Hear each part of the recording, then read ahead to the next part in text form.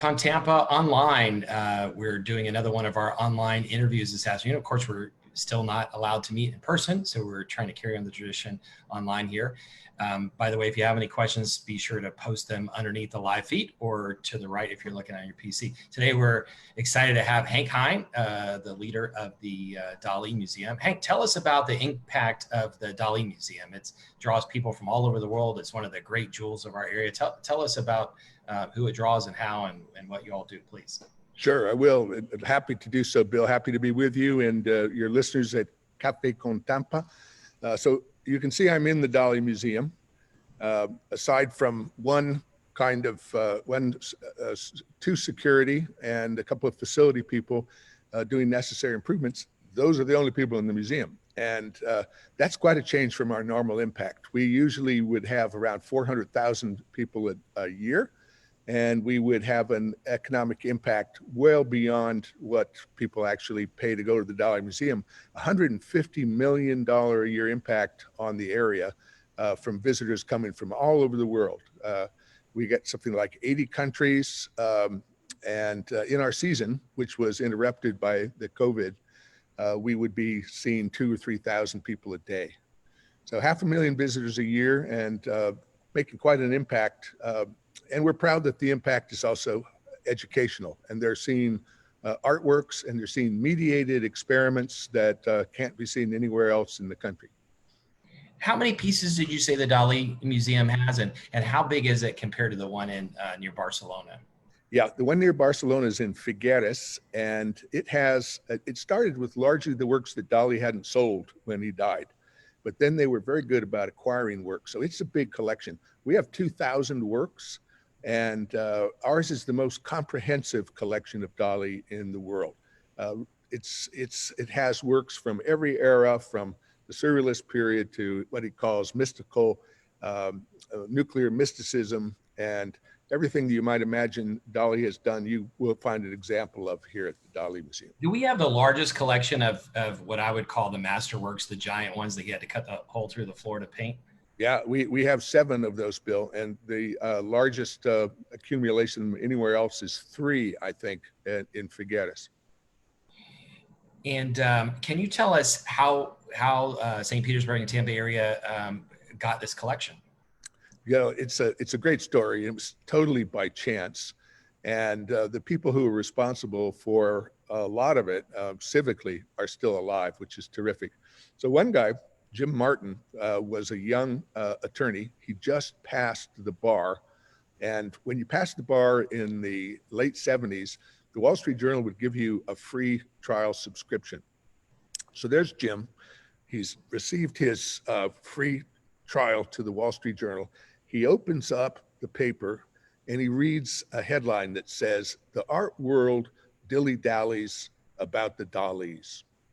And he reads it, and it seems that this collection, the premier collection of one of a handful of the most important artists for the last 200 years,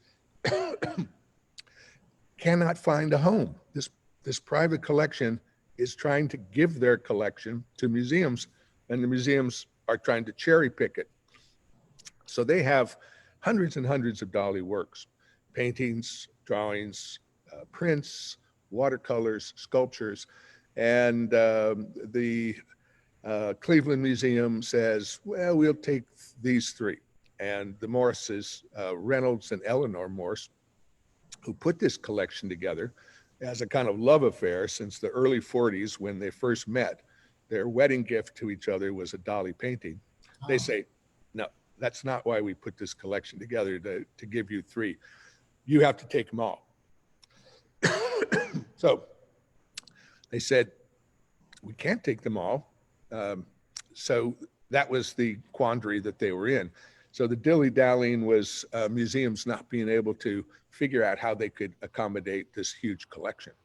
Well, Jim Martin read that, and being 27 years old and fresh and naive and energetic, he said, well, we ought to be able to bring that here to St. Petersburg, Florida. And he went to the mayor and the publisher of the St. Pete Times and his accountant. They said, great idea. Let's get the Morrises on the phone. And this is such an amazing story because have you ever seen those courtesy white phones, white courtesy phones Yeah, at the airport? in airports. They got him on a white courtesy phone in an airport, and they said, "Mr. Morris, we're calling from St. Petersburg, Florida, and we'd like to offer you a building for your collection. We'll take it all." And so the rest is history. And their son is still on the board, right? Their son is still on the board, and their son's wife, Marianne, is on the board as well. So we Awesome. have some legacy there. Yeah, and in the early days of the museum, I think they used to wander around because that was their collection. They must have been really proud to see it. And they didn't live to see the new museum, right? They saw the original one over by Poynter. Unfortunately, they did not live to see the new museum, but they were very proud of the museum, did visit it all the time, and were really trained our docents personally in what Dali intended with his artwork, which is a huge advantage. Yeah, and for anybody who's just tuned in, if you have any questions, post beneath the feed if you're on your phone, or post to the right of the feed if you're on your computer. We have Hank Hine here talking about the Dali Museum, and one of the areas that I'm really excited about is you have been an innovator in using technology. I mean, you've got a virtual reality Dali that you can interact with physically there. You've done virtual reality or augmented reality with phones. Tell us all about that. And pre-COVID-19, what were you doing with technology, and what are your plans for the future with technology? Yeah, well, we really believe in technology. We've invested in technology. We get delight in the way it amplifies Dali's message, and particular satisfaction in the way our visitors seem to relate to it. It's a great way of mediation between the self and the artwork through technology. Doesn't change or diminish the artwork. It just makes it a little more accessible. And we have to use that when you first walk in there, now there's this big like flat screen TV of Dali, and you can talk to him. You can ask him questions, and and just to prove that he's real, he'll show you the Tampa Bay Times for that day, right, with the headline. It is. It's the Tampa Bay Times feed, and it's always he's carrying around that day's headline. And then, of course, we gave ourselves a free full-page advertisement on the back of that paper. And how why do you do all this with technology? Is that a personal passion of yours, a board passion, or? I think the motivation, Bill, is to try to reach people in the way they are accustomed to getting their information. So we have a newly technologically savvy population, and particularly younger people, and it really makes the work much more accessible. Now, when I was in school, and when you were in school, if you were studying art, you would learn how to have a kind of dialogue with a two-dimensional silent artwork. You could ask it what its terms are. Why are you shaped like this? Why that palette? But that's not part of the instructional mode anymore. So you need ways of entering into the artist's mind and entering into the picture in a way that's intimate and bold. And so you have virtual reality goggles. Hopefully you're going to get more, because there's always a long, even though it's kind of tucked behind some of the art. But you have these virtual reality goggles, and you guys have had these like 5 or 6 years. I think you were early adopters, and you can actually walk through a Dali painting, one of the paintings that's on the wall. Can you explain that to us and how it came about? Yeah, well, we've done a lot of shows of Dali plus another artist. Probably our experiments with technology go back to, we're inspired by Dali, but we were inspired by Andy Warhol when we did a show of his. And remember, he had these what he called screen tests. He would put up a 16 millimeter Bolex camera and one reel of film and set it down in front of his subject and turn it on and leave the room. And you were supposed to just look at the camera for 3 minutes. It's an amazing psychological test to look at a camera and to see what you start doing with your face and your eyes. So we recreated that for our Warhol show, and everybody had their 3 minutes of fame, and we posted those online, and people could share their experiences with, being Andy Warhol, being the subject of Andy Warhol's films. So that was an early thing. Other experiments with Dali, like the the uh, the VR experience, which is called Dreams of Dali, came out of the kind of permission that Dali gives because of his interests in technology. Dali was a major innovator in technology. He actually made the first artist video back in 1959. Nobody was working with video. Artists didn't experiment with film that much, but he was working with video, and he made a video called Chaos and Creation. And it's really fun. It's partly impromptu, it's part performance art, it's improvised, it's wild. So we took him as the impetus. We took Dali, and when we were looking at Walt Disney's work and doing a show about Disney and Dali, we thought, hey, if these guys were alive today, what would they do? And we thought, well, they would make a VR. And so we took one of Dali's paintings and imagined what it would be like to go into the painting, to explore it, to be able to walk around. And I have to say, we added a few things that weren't there in the painting. He had once collaborated with Alice Cooper. So we put Alice Cooper inside one of the ruins, and you can hear Alice singing as you go through. So it's kind of a fun fest. But when you're done with that and you go back and look at that painting, this size that this is based on, you look at it in a new way and a newly appreciative. Yeah. I don't know if people can see depending on the screen you're looking on, but it's like the size of a big hand. And suddenly you're inside, you're immersed in the whole thing. Okay, the other thing that you did, what was it, last year, was this augmented reality. You had the Masterworks up, and my kids pulled out their phones, and you hold your phone, you have to have the app, you hold the phone up to the screen. I mean, you hold your phone up in front of the Masterwork, and then the pieces of it start to move, and it explains to you, what the different components are. Can you explain that to us, please? Yeah, your kids have been some of our great appreciators. It's great that you've brought them again and again.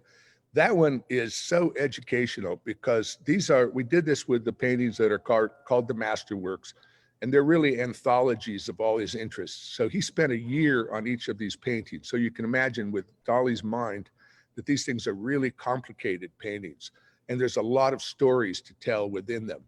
But since it's static, it doesn't move, we wanted to animate it and bring it alive. So if there's a dog in one section, we wanted to bring him out in 3 dimensions. And if there's something moving in the painting like a bird, we want that bird to fly away.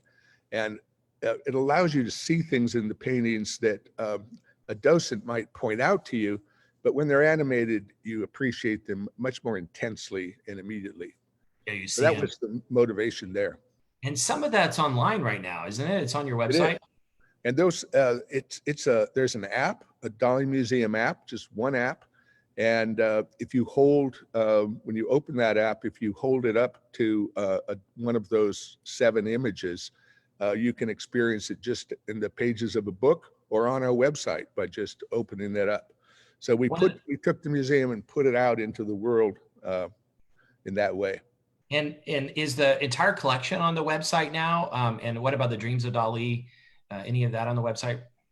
The Dreams of Dali is on the website. You can find it, but it's only the VR. I'm sorry, it's only the video version of it. You'd have to have, you'd have to have that pack for your phone. To the VR pack in order to experience it in virtual reality where you can actually navigate. And you also put the recent exhibit, and we'll get to that in a minute. I think you want to show a video, but we had a question real fast. If anybody has questions, please post them under the feed, or if you're watching on PC to the right. We had a question about the quote unquote new museum. Can you tell us the story about how, I think you were in charge when you moved, right? Tell us the story about how it moved and what you built there and why. Okay, well, we had a really practical reason for building this building. It was opened in 2011. It was opened on January 1st, January 11th at 11 o'clock in 2011. Actually, about 11:11 on the 11th. We were a little late starting. But that building was born of a necessity, and that is that the building we were in was a very impermanent structure. It was kind of a lean-up walled warehouse, marine warehouse. And it didn't, first of all, protect the collections against the storm hazard that we have here in Florida.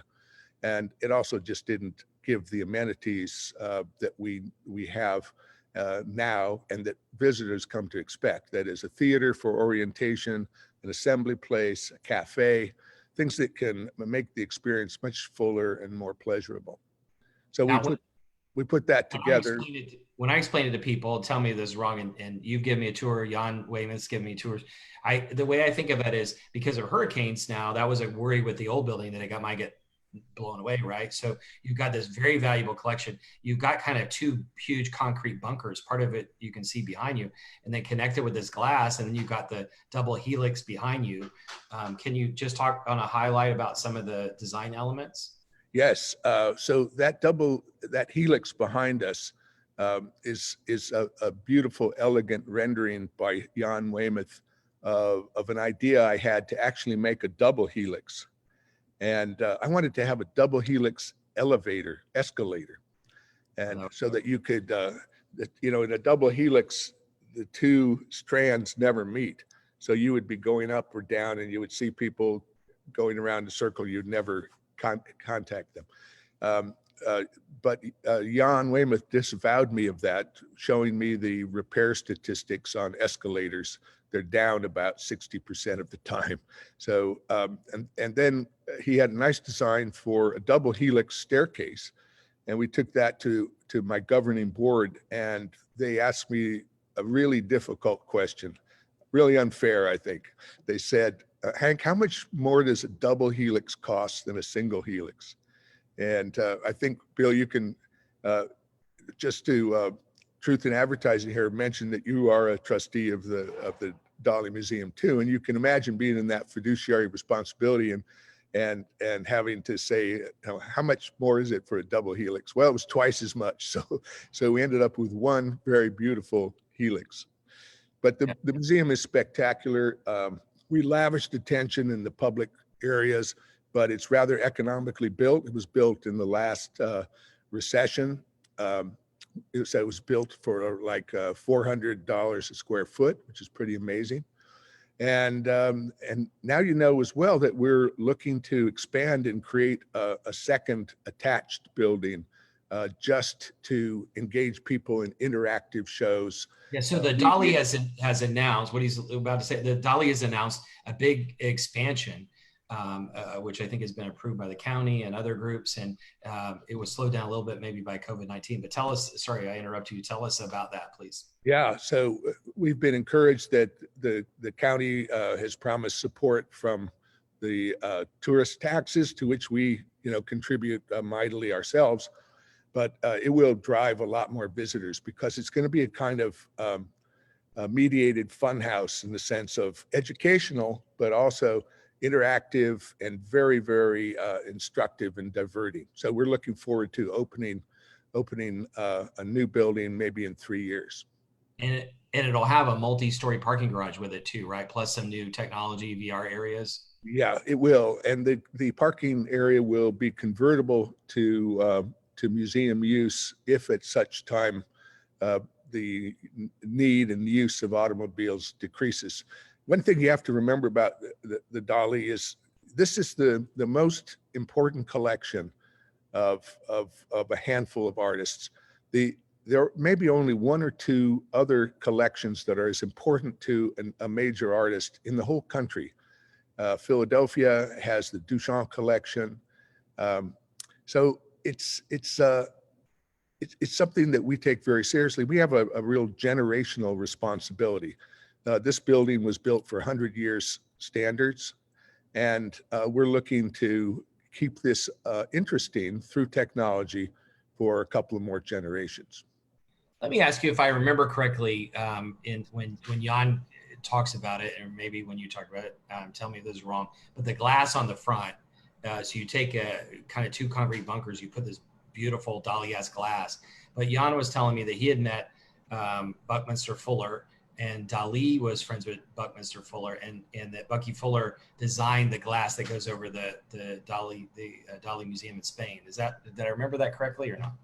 Yeah, Dali adopted it from the Bucky Dome, and the one in Spain is the classic Buckminster Fuller Dome, all regular hexagons, about 2/3 of a globe. Uh, we created something that's a little different. It's the next generation of Buckminster Fuller Dome because it's been morphed. It's a regular dome that's been morphed. And so all the hexagonal angles are changed, and there are no two triangles that are the same, no two hexagons that are the same, no intersecting planes that are the same. In fact, we have 1,064 panes of glass that are each a different dimension. Yeah, it's just fascinating. That was a question that somebody asked, but the building itself is a monumental piece of art, and then it houses one of the best art collections in the world. Another question, Robin Nye, who's the public art person with the city of Tampa, says hi, and she also says, with the innovative work you've done with technology and making your collections available, any thoughts how this might translate to an outdoor environment? Well, outdoors, that is outside any walls, is a different question. We take a lot of our art outside this building. Of course, educationally, we try to be in every school through our volunteers. We have a Dali Mobile. Actually, it's a collaboration with Pinellas County, where it's a trailer, like a construction trailer, that's moved by the county to every school within the county, every public school, and some of the private schools within the county as well. And it uses Dali's art to provide instruction in mathematics and proportion, which is so critical to elementary and middle school education. But in terms of being out in the elements, we haven't had any forays there except for our beautiful garden, which does have Dali sculptures in it currently. And then we have, and I'm sure you know, Robin, we have that terrific labyrinth, this hedge labyrinth, which is a wonderful meditative structure you walk through. And a labyrinth, of course, is that unicursal maze where you can make no wrong turns. All you have to do is have faith, and you get to your destination. So it's a great pleasure for our visitors.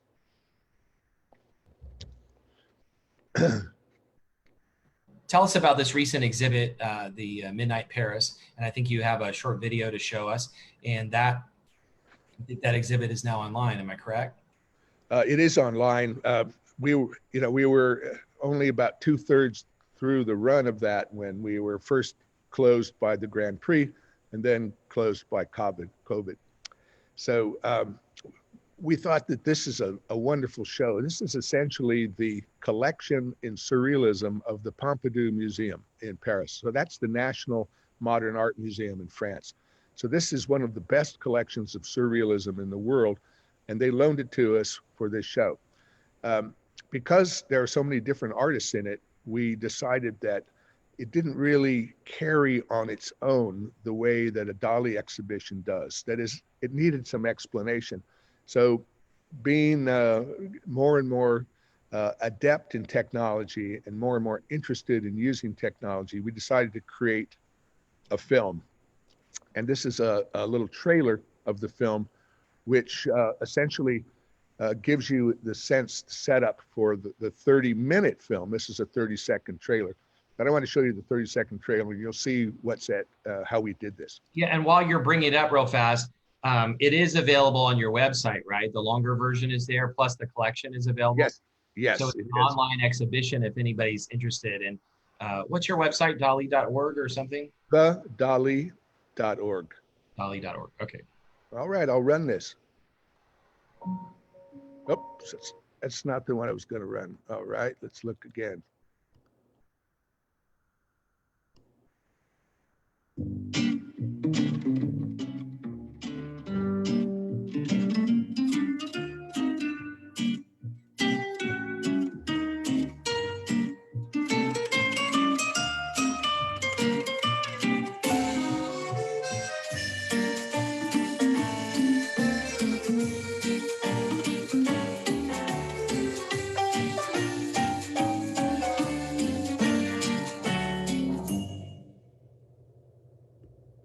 So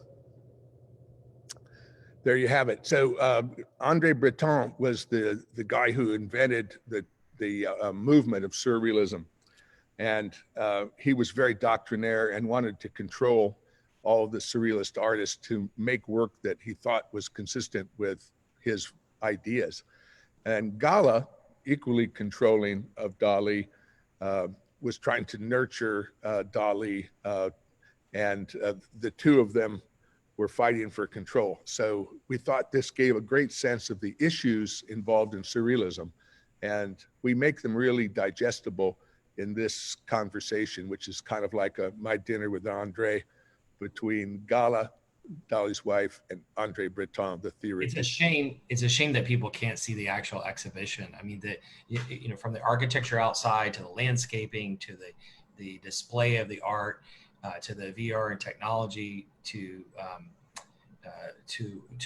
how you show your exhibitions. I mean, everything is thought through so well. I particularly like the Disney one a couple years ago. I mean, every one has its elements. The food one was fantastic.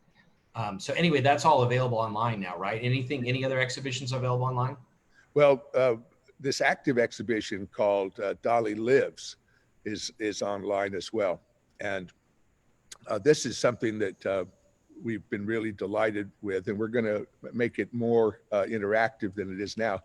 But essentially, you see a life-size Dali that was created by artificial intelligence. So this is an AI experiment to bring Dali back to life, and we think we bring him back pretty well. It's interesting to see how it was put together. So I'm going to run a couple-minute video that shows you how we put this together, why we put it together, and what visitors will see when they come to the Dali. Great.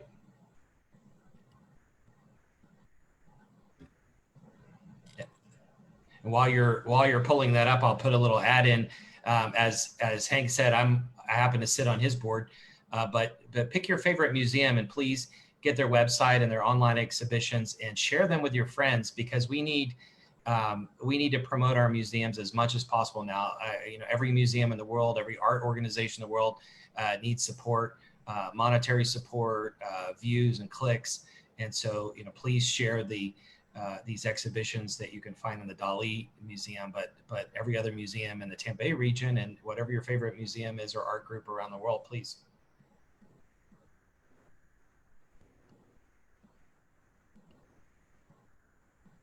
Do you see that, Bill? Yeah. Okay.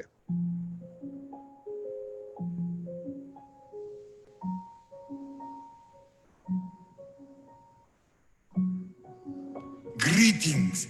I am Salvador Felipe Jacinto Dali y Domenech, and I am back.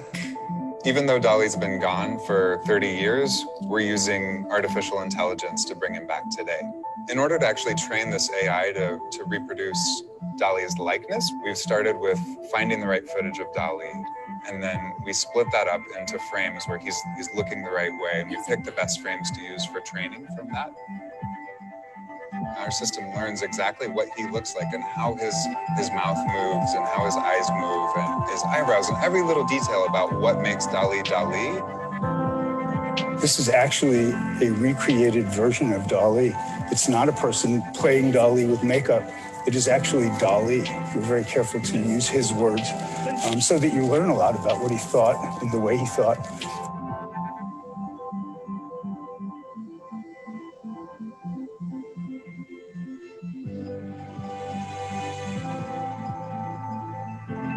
People want access to art. They want to wade in.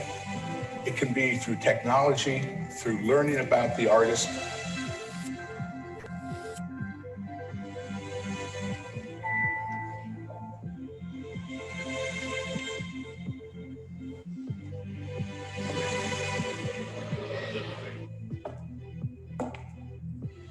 Greetings. Music bed. Welcome. This technology allows people to imagine for a moment that there is such a thing as immortality, to see Dali alive again. It might be a good place. The whole future of Dali is explained in Le Brother painting. I saw Dali, but like his actual form, full figure, speaking personally to me. He was welcoming to the museum, see his art, and like I still have goosebumps. It is good to be back. He talked about the museum and his paintings. There comes a moment in every person's life when they realize they adore Dali. In your life, this moment will also be known as Wednesday.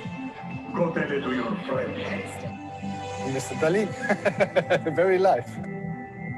Music bed.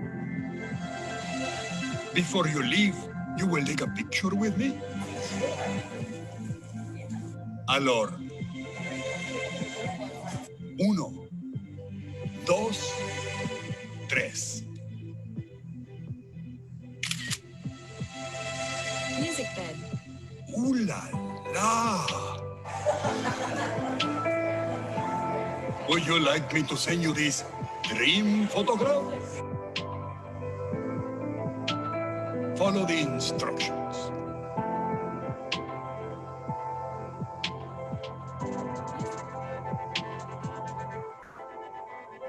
What that adds is a sense of emotion. If they can empathize with this man as a human being, then they can relate to the work much more directly, much more passionately. To understand the art, you need to understand the artists behind the art. And this technique allows visitors of the Dali Museum to do just that. I don't see how anybody could not get chills watching that. I do not believe in my death. Do you?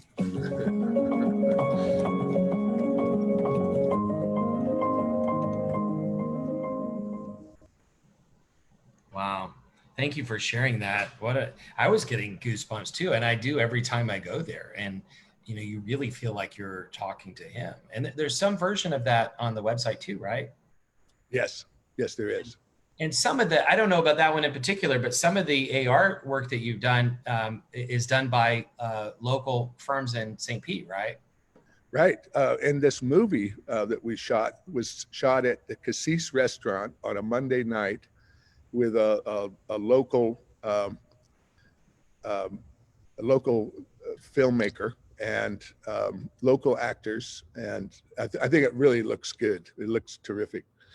Yeah, and we've had our digital interactive things done with locally. And then we also have a relation to one of our board members, company in San Francisco, Goodby Silverstein, who has helped us with some of this as well.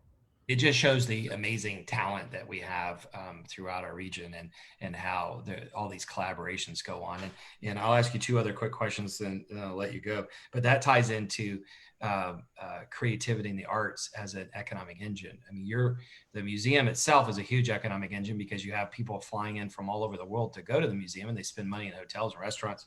But also it inspires people and supports other arts related industries. Causes little kids even to think innovatively so that they can create new ideas. Can you just address that a little bit? Well, I think that there's so much creativity in the human being, and it's like water carving a path. When you see something creative, there's a little groove in your mind that has less resistance to new ideas. And so you can follow those. And that's totally what our mission is. Our mission is to enable people to make their lives more the way they want them using innovative ideas. And we think that art is the most innovative undertaking possible. So through demonstrating our innovation, we encourage others to be creative themselves. Great. And my last question, so you got this big collection from the Morrises, but you're adding to it.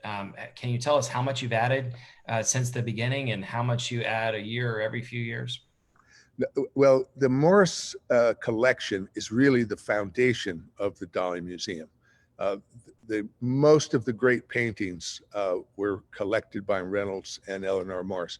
We've been adding things that related to the core of their collection, a few paintings here and there, drawings certainly that were important, some photographs. We're just trying to augment the collection but we're eternally indebted to the Morrises for their bequest. And I think St. Petersburg, if you travel around the world, people know St. Petersburg as the home of the Dali Museum. And we're so proud that we can put the city on the map in that way. I think it's important to let people know that even though Dali passed away 30 years ago or so, and the Morris's parents passed away, the museum is still growing and evolving using technology, new art, and a lot of it has to do with other donors. I mean, one of the big donors also, just to name one name I can remember, Tom James, who even has his own museum now, but is still a big contributor. So, thanks to everybody who's helping to grow, and thank you for keeping it alive and engaging us in creativity and innovation in our community. Any final thoughts or suggestions? When we're open, come visit. We'll have some marvelous things for you to experience. And be sure, anybody who has kids or grandkids, be sure to take them too, because they love it and they'll love all the technology that's there too. Well, thank you so much. I appreciate everything, and look forward to having you back again, hopefully in person sometime. Thank you, Bill. Good luck. Thanks to all of you. Bye-bye.